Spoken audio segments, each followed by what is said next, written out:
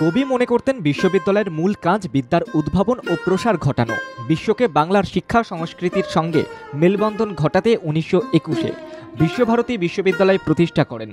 ধীরে ধীরে সেই বিশ্বভারতী আন্তর্জাতিক আঙিনায় আলোকময় হয়ে উঠেছে।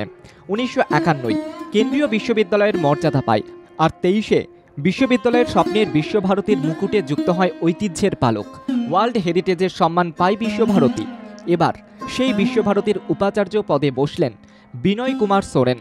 নতুন ভারপ্রাপ্ত উপাচার্য হলেন অধ্যাপক বিনয় কুমার সোরেন।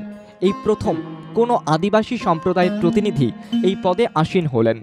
গত বছর 8 নভেম্বর স্থায়ী উপাচার্য হিসেবে মেয়াদ শেষ করে দায়িত্ব ছেড়ে দিতে বাধ্য হন বিতর্কিত ব্যক্তিত্ব বিদ্যুৎ চক্রবর্তী।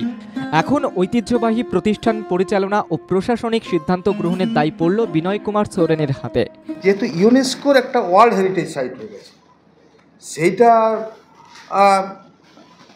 বজায় রাখার জন্য আমি তো সবাই এই পারিপার্শ্বিক যারা নাগরিক আছেন তাদেরও দায়িত্ব নিতে বলবো, শুধু বিশ্বভারতী নয়।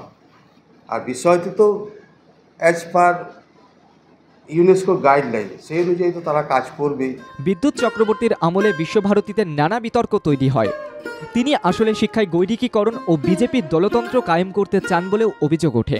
এখন রাজনীতি মুক্ত বিশ্ববিদ্যালয় গড়ে তোলা চ্যালেঞ্জ নিতে হবে নয়া উপাচার্যকে।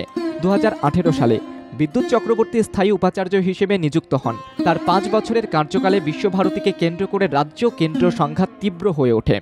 বিদ্যুৎ চক্রবর্তীর মেয়াদ শেষ হওয়ার পর বিশ্বভারতী সংবিধানের 3-6 ধারা অনুযায়ী প্রথমে সঞ্জয় কুমার মল্লিক, পরে অরবিন্দ মণ্ডল ভারপ্রাপ্ত উপাচার্য হন। তাদের মেয়াদ শেষ হওয়ার পর বিশ্বভারতী সংবিধান অনুযায়ী এই দায়িত্ব পেলেন পল্লী শিক্ষা ভবনের অধ্যক্ষ অধ্যাপক বিনয় কুমার সোরেন।